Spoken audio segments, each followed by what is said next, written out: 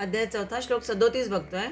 यथैधांसि समिद्धोऽग्निर्भस्मसात् कुरुतेऽर्जुन ज्ञानाग्निः सर्वकर्माणि भस्मसात् कुरुते तथा. हे अर्जुना, ज्याप्रमाणे पेटलेला अग्नी, समिद्धोऽग्निर म्हटलाय, रफार निघून जाईल, तिथे विसर्ग येईल. समिद्ध अग्निही यथा ए धांसी, यथै धांसी मध्ये पण संधी आहे. ज्याप्रमाणे, यथा म्हणजे ज्याप्रमाणे, समिद्ध अग्नी पेटलेला अग्नी इंधनाची राख करतो. एधांसी इंधनाची राख करतो. भस्मसात कुरुते म्हणजे राख करतो, राख रांगोळी करतो अर्जुना. त्याचप्रमाणे सर्व कर्माणी, सर्व कर्मांची ज्ञानरूप अग्नी, ज्ञानाग्निही म्हटलंय, ज्ञानरूप अग्नी सर्व कर्मांची भस्मसात म्हणजे राख रांगोळी करतो. इथे आणखी एक दृष्टांत दिलेला आहे. मागच्या 36व्या श्लोकामध्ये ज्ञानरूपी नौकेने पाप समुद्र तरून जाता येईल असं म्हटलं. इथे आता सामान्य लोक शंका घेतील की खरंच केलेली पाप नष्ट होतात का? ही तर खुळचट कल्पना आहे, शंका येऊ शकते. पण या 37व्या दृष्टांतातून सांगायचे की प्रत्येक मनुष्य कर्मबंधनातून सुटू शकतो. ज्ञानाने, गुरुस्पर्शाने अज्ञान दूर होते. जे आपले कर्माचे जे 3 प्रकार आहेत ते बघूया की कोणते आहेत ते 3 प्रकार कर्माचे. तर क्रियमाण कर्म, प्रारब्ध कर्म आणि संचित कर्म असे कर्माचे 3 प्रकार असतात. ते ज्ञान झालं की मग क्रियमाण कर्म मनुष्य सावधानीने करतो, बंधन लागणार नाही असं अहंकार रहित, अभिलाषा रहित तो करेल. दुसरं आहे प्रारब्ध कर्म. जे प्रारब्ध रूपामध्ये समोर आले तर तो शांतपणाने हसत हसत भोगून मोकळा होऊ शकतो. मला असं वाटतं आपण क्रियमाण कर्म, प्रारब्ध कर्म आणि संचित कर्माबद्दल आधी थोडं सांगितलेलं आहे. नसेल सांगितलं तर सांगीन पुन्हा एकदा. आता इथे थोडा अर्थ बघूया, बाकी जास्ती नाही. तर प्रारब्ध कर्म म्हणजे काय? तर प्रारब्ध रूपामध्ये जे आपल्याला समोर आलेले असतं ते शांतपणाने हसत हसत भोगून तो मोकळा होतो, ज्याला ज्ञान झालेला आहे असा. संचित कर्म जे आहे तिसरं, जे जन्मजन्मांतरापासून साचलेले असतात त्यांना संचित म्हणतात. त्याने ते सगळे संचित कर्म ज्ञानाची काडीने जाळून टाक, म्हणजेच बुद्धी, विवेक भगवंताने दिली आहेच त्याचा उपयोग करून, असं भगवंतांना सांगायचंय. चांगले ते स्थिरपणाने स्वीकारत. जे चांगलं आहे आपलं जन्माजन्मांतरीपासून आलेलं आहे, संचित आहे, पण उत्तम आहे, पुण्यकर्मण आहे, पण त्यांनी सुद्धा हुरळून न जाता स्थिरपणाने स्वीकारत. पण पुन्हा दुष्कर्माकडे बुद्धी वळू न दिली की मग सर्व संचित कर्म सुद्धा राहणार नाहीत, म्हणजे कुठलंही कर्म मग शिल्लक राहत नाही. आता कसं? तर जसं आपल्या अंगणामध्ये खूप खूप वर्षापासून एखादं लावलेलं झाड आहे असतं. पुष्कळांच्या घरांमध्ये आंब्याची झाडं आहेत किंवा खूप जुनी झाडं असतात काही. आता फ्लॅट सिस्टीम मध्ये जरी नाही तरी सुद्धा पूर्वी अंगणांची घरं होती, जी अंगणांची घरं होती तिथे असायचं. जमीन चांगली असली की खूप खूप वर्षापूर्वी आजोबा पणजोबांनी लावलेले सुद्धा झाडं असायची. त्या झाडांना एखाद वेळेस कीड लागलेली आहे, त्यातल्या एखाद्या झाडाला कीड लागली आहे. आपण ते तोडण्याचा प्रयत्न करतो, पण ते मुळापासून जात नाही. मग म्युन्सिपाल्टीच्या लोकांना बोलवतो, एखादा झाड तोडणाऱ्यांना बोलवतो. म्युन्सिपाल्टीवाल्यांना बोलवून ते कधी लवकर येत पण नाहीत, कधी नकार देतात. झाड तोडणाऱ्यावाल्यांना बोलवलं तर तो पूर्ण तोडेलच असं नाही, मुळापासून तोडत नाही. मग कोणीतरी सांगतं की अहो, ही कीड वाढण्यापेक्षा ते झाड आता बुंध्यापासून जाळून टाका, कारण कोणी छाटायला आला असेल तर तो वरवर छाटून जाईल, पण मुळात जी कीड लागलेली असते ती जात नाही. म्हणजे झाड बुंध्यापासून तिथं असंच राहते कीड ती. म्हणून कोणीतरी सहज सांगतं मग की अहो, ते बुंध्यापासून तुम्हाला जाळावून टाकावं लागेल, त्याशिवाय ही कीड जाणार नाही, नाहीतर जमीन खराब होईल आणि इतर सगळीकडे ती पसरेल. समजदार मग काय करतो? तेच करतो. त्याचप्रमाणे आपले जन्मांतरीचे जे संचित असतं, साठलेलं कर्म असतं, हे भरपूर पडलेले असतात. जीवन जर सुंदर करायचं असेल तर मग समिद्ध अग्नी म्हटलाय, म्हणजे प्रज्वलित अशा ज्ञानाग्नीने वाईट कर्मांना आणि पुन्हा त्यात भर पडणार नाही अशी दक्षता घेत सर्व कर्मांचा नाश करता येतो हे सांगितलेलं या दृष्टांतातून. इथे ज्ञान प्रज्वलित हवे असं म्हटलंय. धीमे नको, हळू नको. कारण प्रवचन, वाचन, मनन, चिंतनांनी आपल्याला ज्ञान मिळत जातं. त्यावेळी मनुष्य अगदी सरसावून उठतो. अरे वा, काय सुंदर ऐकतोय आपण हे सगळं. किती सुंदर हे वाचलेलं आपल्या लक्षात राहत आहे. आता मी नक्की उत्तमच करीन असं आपण मनाशी निश्चयही करतो. पण पुन्हा समोर भोग दिसले किंवा आणखीन काही आसक्ती वाढत गेली दिसली समोर, की मग मनुष्य ते वाचलेलं, ऐकलेलं, चिंतन केलेलं, मनन केलेलं सर्व विसरून जातो आपण. निश्चय टिकत नाही आपला. म्हणून भगवंताने सांगितले समिद्ध अग्निही, समिद्ध ज्ञानाग्निही. नुसता अग्नी नाही, ज्ञानाग्निही. म्हणजेच कसा हवा तो निश्चयात्मक, प्रज्वलित, धगधगता असा ज्ञानाग्नी सतत हवा. निश्चयाचा अभाव असला की मग संशय, म्हणजे निश्चय जर स्थिर नसेल तर मग संशय, शंका डोकावतात. मनबुद्धी लवकर काही स्वीकारत नाही. म्हणून म्हटलंय ज्ञानाग्नी कसा हवा, धीमा नको, तर समिद्ध म्हणजे प्रज्वलित हवा, सतत धगधगता हवा. या श्लोकाचं थोडंसं पुढच्या ऑडिओत बघूया. अध्याय 4 आपण श्लोक बघतोय 37. की निश्चयाचा अभाव असला की शंका कुशंका डोकावतातच. मग मन बुद्धी लवकर कमी होत नाही, स्वीकारत नाही काही. म्हणून ज्ञानाग्नी कसा हवा, सतत प्रज्वलित हवा, समिद्ध हवा, दगदगता हवा, असं मागच्या ऑडिओमध्ये आपण बघितलं. या अर्थापर्यंत आलो होतो. कारण काय की आप्त प्रमाण, ऋषी प्रमाण, शास्त्र प्रमाण, गुरु प्रमाण यावर विश्वास, श्रद्धा असेल तर ते परमतत्व आहे हा अनुभव येणंही महत्वाचं असतं. हे ज्ञान आधी घ्यावं लागतं कोणाकडून, जे ते ज्ञान कसं हवं तर आप्त प्रमाण हवं, ऋषी प्रमाण हवं, शास्त्र प्रमाण हवं, गुरु प्रमाण हवं, आणि मग अनुभव घ्यायचा. हे ज्ञान आधी घ्यावं लागतं आणि मग घेऊन घासून पुसून त्याला धार आणावी लागते, मग अनुभव. पण अनुभव आला की हा संशय पूर्ण गेलेला नसतो. अनुभव आला तरी सुद्धा संशय गेलेला असतो असं नव्हे पूर्ण. तर अनुभवाआधी मन निश्चय आणि संशय याच्यामध्ये पेंडुलम सारखं आपलं मन थोडंसं हलत असतं. बुद्धी स्थिर व्हायला वेळ लागतो. एखाद्या उदाहरणाने बघू आपण. जसं थोडा अंधार, थोडा उजेड आहे, थोडा अंधार आहे, थोडा उजेड आहे, अशा वातावरणामध्ये मनुष्य निघतोय मार्गाने. त्याला संधी प्रकाश म्हणूया, अशी अवस्था असते. वाटेमध्ये हळूहळू निघताना अंधार थोडा थोडा वाढत जातो, साप दिसतो. पुढे जाऊ की नको या संभ्रमावस्थेमध्ये आपण असतो. सापाला दिसत नाही, पण जमिनीवरील आपल्या स्पर्शाने त्याला जाणवून तो आपल्या मागे आला तर ही भीती आपल्याला असते. या भीतीने मग तिथेच मनुष्य थबकतो. तेवढ्यामध्ये ज्याला फ्रिक्शन ऑफ सेकंड ज्याला म्हणते, क्षणभर निमिष मात्रात एक वीज चमकली. त्यामुळे त्याला लक्षात काय आलं की अरे हा तर साप नाहीये, ही दोरी आहे. समजलं, सत्य दिसलं. पण पुढे थोडासा अंधार वाढला, पुन्हा संशय सुरू होतो. खरंच साप आहे की दोरी?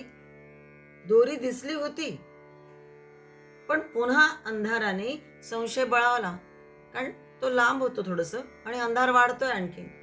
पुन्हा संशय बळावला. कळत नव्हतं काय नेमकं. 2 तास निघून जातात, मनुष्य तिथेच थबकतो. समजा सूर्योदय झालेला असतो आणि चटकन लक्षात येतो, ही तर दोरीच आहे.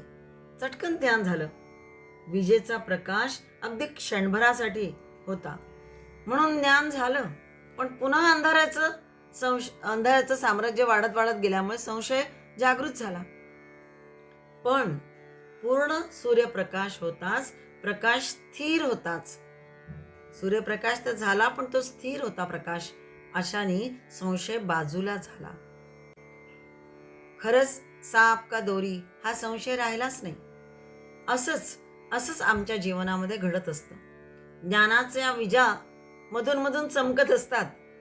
कुठे वाचतो, ऐकतो, काही चिंतन मनन करतो, त्याच्यामध्ये ज्ञानाच्या विजा मधून मधून चमकत असल्या तरी त्यात तेवढ्यापुरता ज्ञान प्रकाशित होतं. काही क्षण त्या विजेच्या प्रकाशाने ज्ञान प्रकाशित होतही, पण संशय पूर्ण गेलेला नसतो. सत्य कळले, ज्ञान झाले, तरी संशय मनबुद्धीमध्ये असेल तर सत्याची जाणीव होत नाही. पण भगवंत काय म्हणतात? यत्र यत्र सर्वत्र भगवत तत्व याचा जर अनुभव आला की मग सर्व कर्मांचा नाश होतो. ज्याप्रमाणे पेटलेला अग्नी इंधनाची राख करतो, त्याप्रमाणे ज्ञानरूप अग्नी सर्व कर्मांची राख रांगोळी करतो. म्हणजेच उत्तम दिव्य अहंकार रहित कर्म व्हावे ही इच्छा होऊन त्याप्रमाणे कर्म घडत जातं. आणि मग पापमय कर्म होतच नाही. म्हणजेच त्याला म्हणायचं राख रांगोळी होणं, सर्व कर्मांची राख रांगोळी होणं. उत्तम कर्मच होणार, पापमय कर्म होणारच नाही, याचा अर्थ ते तसं. भस्मसात कुरुते तथा हा जो श्लोकामध्ये शब्द आलाय त्याचा अर्थ तो. अर्जुनाला सांगायचं हे आहे की कर्मामध्ये अकर्म, कर्मात अकर्म आणि कर्मात विकर्म बघण्याचे ज्ञान झालं की मग अहंकार स्वार्थ राहत नाही. आणि कर्मात मग जीव ओतून काम केल्यामुळे हातून झालेलं कर्म विकर्म म्हणजे दिव्य कर्म होईल. कर्म अकर्म आणि विकर्म याबद्दल आपण मागच्या याच अध्यायामध्ये याच्या आधीच्या श्लोकांमध्ये बघितलेलं आहे. तत्वज्ञान झाल्याने भोक्तृत्व न राहता प्रतिकूल परिस्थिती आलीच तरी सुद्धा मग अशा ज्ञानी व्यक्तीला सुख दुःख राहत नाही. अधिकाधिक लोकांचं कल्याण करण्याची पराकाष्ठा तो करत जाईल. दृष्टांत यासाठी दिला की लाकूड आणि अग्नी यात फरक आहे. मुळामध्ये अग्नी आणि लाकूड यात फरक आहे. लाकडाला पेटवा, धगधगीत निखारा होतो. आधी दिसणारं लाकूड पेटवण्याने पेटवताच. लाकडातील अग्नी दिसत नसला, मुळात लाकडात अग्नी आहे हा दिसत नसला, अग्नितत्व आहेच हे आधी दिसत नव्हतं, पण पेटवण्याने पेटवताच काय झालं, तो जो लाकडातला अग्नी होता तो जळायला लागला, पेटायला लागला आणि मग लाकूड पेटतं. आधी लाकूड किंवा ओंडका, पण नंतर त्या पेटवण्याने त्याची राख होते. अग्नी प्रज्वलित होऊन मग त्याच लाकडाची, मुळात अग्नितत्व होतंच पण पेटवण्याने आधी पेटवावं लागतं आणि मग त्या लाकडाची किंवा त्या ओंडक्याची पूर्ण राख होते. कः केन संबंध हा असं म्हटलं जातं उपनिषदामध्ये. हे वाक्य आहे की लाकूड आणि राखेचा काय संबंध. आधी तर मुळात लाकूडच होतं, पण राख झाली त्याची, म्हणजे या लाकूड आणि राखेचा काय संबंध. गुणधर्मात साम्य काहीच नाही आहे, पण राख ओंडक्याचीच झाली आहे. त्याप्रमाणे दिव्य कर्म केले की चित्तशुद्धी होणारच, पण कर्मातील दोष राहणार नाही हे सांगायचे. मग साध कर्म सुद्धा विशेष कर्म होत जाईल. सर्वत्र परमात्मा तत्व आहे हा अनुभव जर आला तर मग साध कर्म सुद्धा विशेष कर्म विकर्म होत जाईल. कर्म करून सुद्धा अकर्म म्हणून होईल, म्हणजे करून न केल्यासारखं असं होत जाईल. आणि मग सर्व कर्मांची राख रांगोळी होते. हे जे वाक्य आलेले ते या अर्थाने हा दृष्टांत दिलाय. ज्ञानाग्निस सर्व कर्माणी भस्मसात कुरुते. हा ज्ञानाग्निस सर्व कर्मांना मग आपोआप भस्मसात करतो. म्हणजेच पापमय कर्म होत नाही, दिव्य कर्म उत्तम कर्म श्रेष्ठ कर्मच होत जातात. फक्त ज्ञानाग्नी सतत प्रज्वलित हवा, समिद्ध हवा, धगधगता हवा, धीमा नको. संशय आणि शंका कुशंकांनी तो स्लो ज्याला धीमा झालेला असा नको. ज्ञानाग्नी सतत प्रज्वलित करायचा आणि तो गुरु मार्गदर्शनाने सद्गुरू मार्गदर्शनाने होत असतो. हेच त्यातून सांगायचं. किंवा उत्तम चांगल्या श्रेष्ठ ग्रंथांचं शास्त्र ग्रंथांचं वाचन हे माणसाला उत्तम मार्गदर्शन करतं. हा यावर विश्वास ठेवावा, हेच भगवंतानी इथे सांगायचंय. म्हणजेच अर्जुनाकडून दिव्य कर्म करून घ्यायचं आहे. सर्वत्र जरी भगवत तत्व तू बघतोय, पण ज्या ठिकाणी जे आवश्यकता आहे, जे कर्म करायला हवंय, ते कर्म करणं अत्यंत आवश्यक आहे. हे या श्लोकातून, हा अध्याय फार सुंदर आहे आणि त्यातून भगवंत पुन्हा पुन्हा अर्जुनाला समजावून देतात आहेत. अध्याय 4 श्लोक 38 बघताय. नहि ज्ञानेन सदृशं पवित्रमिह विद्यते तत्स्वयं योग संसिद्धः कालेनात्मनि विन्दति. इह पवित्रम, इह हा जो शब्द आहे तिथे इह संधी होती, तिथे पवित्रम अधिक इह. इह म्हणजे या जगामध्ये ज्ञानासारखे, ज्ञानेन सदृशम म्हणजे ज्ञानासारखे पवित्र करणारं, नाही काहीही, कोणतंही नाही, दुसरं काहीही नाही. तत्स्वयं योग संसिद्ध, ज्याचा योग उत्तम प्रकारे सिद्ध झालेला आहे. योग संसिद्ध म्हणजे योग उत्तम प्रकारे सिद्ध झाला आहे, तो कर्मयोगी कालेन आत्मनी विंदती, तो स्वतः तत्वज्ञानाला अवश्य आपणा स्वतःमध्येच प्राप्त करून घेतो. कारण ज्ञानासारखं पवित्र दुसरं काही नाही. एकदा ज्ञान झालं की तोच योग संसिद्ध म्हणजे योग उत्तम प्रकारे सिद्ध करतो कर्मयोगी, आणि मग तत्वज्ञानाला स्वतःमध्ये आपल्यामध्येच प्राप्त करून घेतो. आत्मनी विंदती, विंदती म्हणजे प्राप्त करतो, मिळवतो. अर्जुनाला पुन्हा पुन्हा ज्ञानाचं महत्त्व सांगतायत भगवंत. व्यावहारिक ज्ञान, एखाद्या शास्त्राचं ज्ञान तुम्हाला संसारात सुखी करण्यासाठी, उदरनिर्वाहासाठी उपयोगाचे होईलही, परंतु आध्यात्मिक ज्ञान सर्वत्र तोच आहे. हे जे परमात्मा ज्ञान आहे, ही जी जीवनदृष्टी आहे, हे देऊन जातं. शिक्षण केवळ देहाचं नको, मनाचं हवं.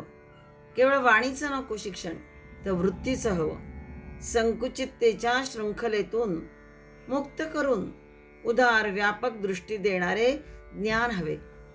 या विद्या सा विमुक्तये, म्हणजेच अशी विद्या की जी मुक्ती मिळवून देते, असं आत्मज्ञान, त्याला विद्या म्हटलेलं आहे. इतर कर्म सगळं कष्टास कारण होतं, पण ही जी विद्या आहे ही माणसाला मुक्ती मिळवून देते. त्यासाठी आणखीन एक श्लोक आहे. अज्ञेभ्यो ग्रथिनः श्रेष्ठाः ग्रथिभ्यो धारिणो वराः धारिभ्यो ज्ञानिनः श्रेष्ठाः ज्ञानिभ्यो व्यवसायिनः. अज्ञेभ्यः म्हणजे अज्ञानापेक्षा, ग्रथिनः श्रेष्ठाः ग्रंथ वाचणारे श्रेष्ठ, ग्रथिभ्य धारिणः वराः म्हणजे त्याच्यापेक्षा, ग्रंथ वाचणाऱ्यापेक्षा ग्रंथ समजणारा, धारिणः म्हणजे समजणारा, वराहाचा अर्थ आहे श्रेष्ठ. शिवाय धारिभ्य ज्ञानिनः श्रेष्ठाः म्हणजे त्याच्याहून जो ग्रंथ केवळ समजून घेतोय त्याच्याही पेक्षा आत्मज्ञानी, त्याला त्यातून चांगल्या प्रकारचं ज्ञान मिळालेलं आहे, आणि मग त्यातून तो स्वतःच्या या चिंतन मननातून खऱ्या आत्मज्ञानाकडे जातो, त्याला त्यांनी श्रेष्ठ म्हटलंय. आणि ज्ञानेभ्यः व्यवसायिनः, केवळ नुसतं हे ज्ञान असूनही चालत नाही, तर त्या ज्ञानामध्ये कृती सुद्धा हवी. म्हणून अशा ज्ञानापेक्षा ते ज्ञान कृतीमध्ये आणणारे जे असतात ते खरे श्रेष्ठ आहे, असा हा श्लोकाचा अर्थ आहे.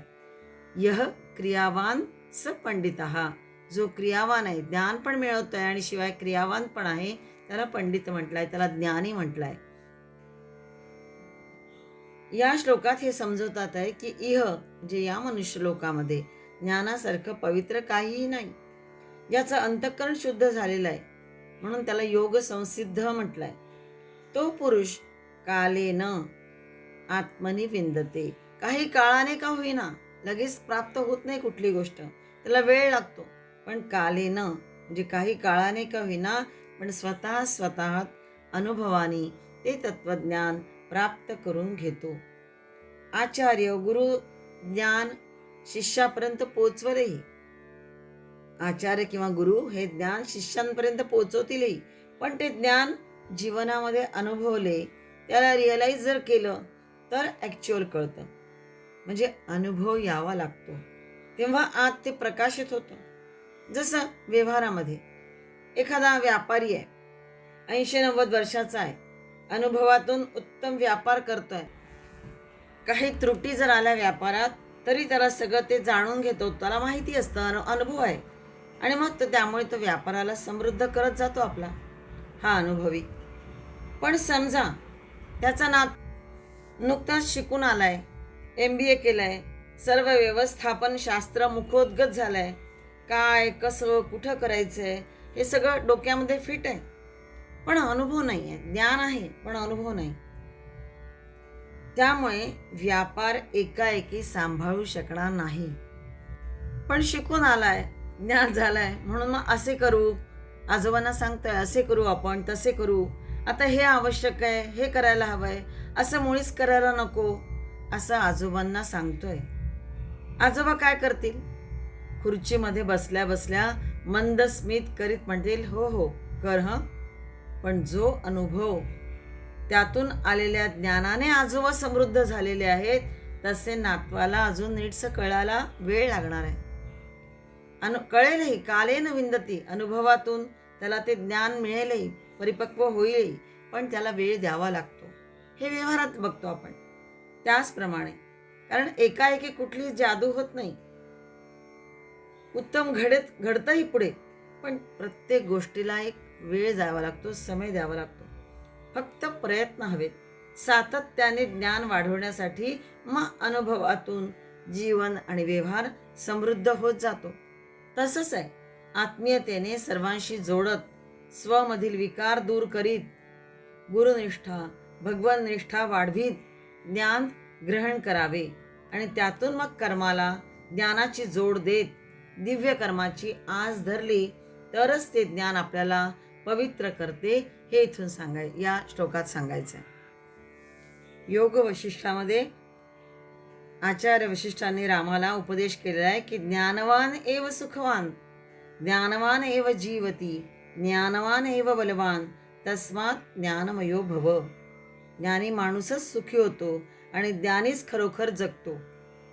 ज्ञानवान तोच खरा बलवान, आणि म्हणून तू ज्ञानपूर्ण हो.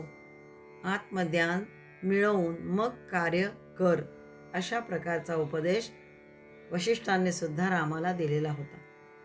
ज्ञानाशिवाय नाही ज्ञानेन सदृशम पवित्रम इह विद्यते. ज्ञानाशिवाय पवित्र दुसरं कार्य काहीही या जगात नाही, हाच या श्लोकाचा अर्थ आहे. अनेक संशयोच्छेदी परोक्षार्थस्य दर्शकम.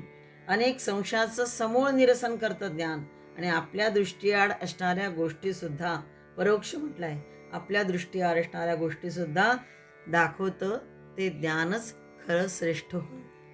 पुढचा श्लोक पुढे बघूया. अध्याय 4 श्लोक 39 बघतोय. श्रद्धावान लभते ज्ञानं तत्पर संयतेंद्रियः, ज्ञानं लब्ध्वा परां शांतिमचिरेणाधिगच्छति. जितेंद्रिय, संयतेंद्रिय म्हटलंय, म्हणजे जितेंद्रिय. नंतर तत्परः, तत्पर कशात? तर साधन तत्पर. नंतर श्रद्धावान, संधी होईल तिथे, तो जो अर्धबिंदी आहे ते निघून जाते आणि अर्धा ल पण निघून जाईल, तिथे श्रद्धावान होईल. श्रद्धावान माणूस ज्ञानम लभते. अशा या जितेंद्रिय, साधन तत्पर आणि श्रद्धावान माणसालाच ज्ञान प्राप्त करता येतो, तोच ज्ञान मिळवतो. आणि खालच्या ओळीत आहे ज्ञान लब्ध्वा, ज्ञान प्राप्त झाल्यानंतर तात्काळ पराम शांतीम अचिरेणाने, अचिरेण अधिगच्छति, संधी आहे तिथे, शांतीम अचिरेण. अचिरेण म्हणजे तात्काळ, चिर म्हणजे दीर्घकाळ, आणि अचिर म्हणजे तात्काळ.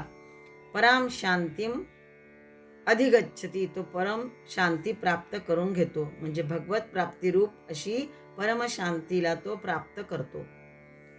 काय? तर ज्ञान लब्ध्वा, ज्ञान प्राप्त झाल्यानंतर. ज्ञानप्राप्तीचे 4 उपाय सांगितले इथे. श्रद्धा, दुसरं तत्परता, तिसरं इंद्रिय संयम, आणि चौथं योग संसिद्धी. श्रद्धा ही मानवी जीवनाचा आधार आहे. श्रद्धार्यते अनया सा श्रद्धा. श्रद्धार्यते म्हणजे श्रेष्ठ धारण ज्याने केल्या जाते. धारेतेचा अर्थ श्रेष्ठ धारण ज्याने केले जाते ती श्रद्धा. श्रेष्ठाला जोपर्यंत आपण अंगीकारत नाही, कुठली उत्तम श्रेष्ठ गोष्टी त्यांना आपण जोपर्यंत अंगीकारत नाही, तोपर्यंत प्रगती, उन्नती, उत्कर्ष होणार नाही. जीवनाची उभारणीच ज्यावर करायची ती श्रद्धा कशी हवी? सत हवी. गीतेमध्ये जवळजवळ 15 ठिकाणी श्रद्धेचं महत्त्व सांगितलेलं आहे. श्रद्धेमध्ये 4 गोष्टी एकत्र येतात, तेव्हा ती उभी राहते. कोणत्या 4 गोष्टी? श्रद्धा याला कुठेही श्रद्धा आपली अढळ व्हायला, निष्ठा अढळ व्हायला कुठल्या 4 गोष्टी लागतात? तर पहिली गोष्ट म्हणजे दुसरा माझ्यापेक्षा श्रेष्ठ आहे हा भाव मनी असला म्हणजे नम्रता येते. दुसरं म्हणजे दुसरा सांगतोय ते मानण्याची माझी तयारी आहे. मी शोध घेऊन, तपास करून स्वीकारीन, पण अहम बाजूला ठेवून. आणि तिसरं, योग्य व्यक्तीवर नितांत विश्वास असणं महत्वाचं आहे. चौथं म्हणजे श्रद्धा ही हृदयाचा भाव आहे. या 4 गोष्टी महत्वाच्या आहेत. ज्ञानप्राप्तीसाठी ईश्वराप्रती श्रद्धा हवी. ज्ञानमार्ग, कर्ममार्ग, भक्तिमार्ग कोणताही मार्ग स्वीकारला तरी सुद्धा श्रद्धा हवीच. एखाद्या नवीन ठिकाणी आपण आपल्या गाडीने निघालोय, समजा उदाहरण बघूया. एखादा नवीन ठिकाणी आपण निघालोय गाडीने, आपल्या पहिल्यांदा जात असल्याने मार्ग नीटसा माहीत नसतो. मध्ये मध्ये माइलस्टोन दिसले तर वाटतं की ओके ठीक आहे, आपण चाललोय ते व्यवस्थित चाललंय, कारण मोठे मोठे बोर्ड आजकाल लावलेले आहेत. पूर्वी मैलाचे दगड असायचे एवढंच, आता मोठे मोठे बोर्ड लावले आहेत. मध्येच जर रस्त्याचं बांधकाम चालू असेल तर बोर्ड निघालेला असेल समजा, तर अंदाजाने आपण पुढे जातो. नाही बहुतेक हा मार्ग असावा, तो मार्ग असावा, सगळं अंदाजाने निघतो.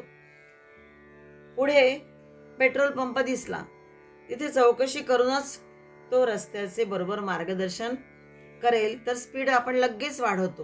पेट्रोल पंपावर जर आपण पेट्रोल भरतोय आणि त्याला विचारतो मार्ग, अमुक अमुक रस्ता कुठे, गावाचा रस्ता कुठे जातो, तो नीट सांगतो की लगेच आपली स्लो झालेली स्पीड कशी आहे, आपला स्लो झालेला वेग कसा आहे, पुन्हा आपण मोठ्याने वाढवतो, स्पीड वाढवतो. श्रद्धा त्याच्यावर दृढ होते आपली. आजकाल GPS आहे प्रत्येक गाड्यांमध्ये बसवलेले, पण त्यावर सुद्धा विश्वास ठेवावा लागतो ना. तो सांगेल त्याप्रमाणेच 200 मीटर 400 मीटर इकडे वळा तिकडे वळा असं असेल त्याप्रमाणे आपण निघतो, म्हणजे त्याच्यावर तरी आपली श्रद्धा असतेच. तसेच भगवत प्राप्तीच्या मार्गाने जाताना, सत्मार्गाने जाताना तिथे माइलस्टोन किंवा बोर्ड नाहीत. उपासनेची साधने जवळ आहेत, पण भगवान इथून 5 वर्ष दूर आहेत, किंवा आता 4.5 वर्ष राहिली आहेत भगवान प्राप्त व्हायला, किंवा आता 2च वर्ष राहिले आहेत, असं मध्ये मध्ये कुठेही बोर्ड लागलेले नाहीत. फक्त आपली हवी असते ती अढळ श्रद्धा. कितीही कष्ट झाले तरी मार्गावरून ढळणार नाही हा दृढभाव हवा, समर्पण भाव हवा, निरहंकारिता हवी, हृदयापासून प्राप्त करण्याची ओढ असेल तर यालाच श्रद्धा असं म्हणतात. फक्त हृदयापासून प्राप्त करण्याची ओढ हवी. जी पहिली गोष्ट सांगितली आपण, काय तर कुठल्याही गोष्टीवर माणसाची श्रद्धा असेल ज्ञान प्राप्तीसाठी, ही पहिली गोष्ट बघितली आपण. नंतरची सांगितली होती तत्परता, साधन तत्परता. तत्परता असते काही शिकताना, मिळवताना, पण ती शेवटपर्यंत टिकेलच असं नसतं. उदाहरणार्थ भगवद्गीता शिकायची आहे, जो शिकवत आहे त्याच्याकडे नम्रतेने जाऊन शंका कुशंका मनी न ठेवता जे शिकवले ते उत्तम ग्रहण करणं, कान मन त्यातच ठेवून एकाग्रतेने ती म्हणून पाहणं, म्हणजे मग शिकताना होणाऱ्या चुका हळूहळू दूर होतात. मग प्रत्येक श्लोकाचा अर्थ, मग त्यावर मनन चिंतन यासाठी तत्पर असणं, म्हणजे उपासना वाढवणं. श्रद्धा झाली आणि मग श्रद्धा झाल्यानंतर आपोआपच तत्परता येते. त्यालाच त्यांनी म्हटलंय, म्हणजे आधी ज्ञानप्राप्ती हवी, साठी ओढ हवी, मग तत्परता हवी, आणि पुढे सांगितलंय संयतेंद्रियाः. गीता शिकणे हे एक उदाहरण दिलं आपण. अशा अनेक गोष्टी आहेत की ज्या शिकण्यासाठी फक्त तत्परता हवी. त्यामध्ये एकदा तत्परतेने शिरलात की मग वाचन मनन चिंतन करून आपलं ज्ञान वाढवणं हे महत्त्वाचं आहे. तिसरं सांगितलंय संयतेंद्रिया, संयमाने ती गोष्ट नियमित करणं. जे अध्यात्म ज्ञान आपण घेतो ते वेस्टेज ऑफ टाइम नाही आहे, तर आपल्या उत्कर्षासाठीच आहे. ही भावना दृढ करणे. कुठलंही ज्ञान त्याबरोबर तसे कर्म झाले तरच मग आनंदाची अनुभूती प्राप्त होते. वृत्ती संतुलित होत जातात आणि त्यानंतरच मग अचिरेण शांतीम अधिगच्छती, लवकरच शांती प्राप्त करता येते. तात्काळ शांती मिळते. ज्ञानाने शांती म्हणजेच जीवनाच्या अनुभवाचं परमशिखर होय. ज्ञानीच्या डोळ्यांना संशयाची झापडं नसतात. संकुचिततेचा तिटकारा सुद्धा ज्ञानी जवळ नसतो. त्यांची नुसती पोपटपंची सुद्धा न राहता मग त्या ज्ञानाची कर्माशी जोड होते, म्हणजे समन्वय साधून असा ज्ञानी कार्योन्मुख होत जातो. आणि हेच भगवंताला अर्जुनाला सांगायचं आहे. पुढच्या श्लोकात आणखीन काय सांगतात आहे ते बघू. इथे श्रद्धा हवी, श्रद्धेचं महत्त्व सांगितलंय. पुढे श्रद्धा नसलेल्यांचं काय होतं ते पुढच्या श्लोकात सांगितलेलं आहे. पुढे बघूया.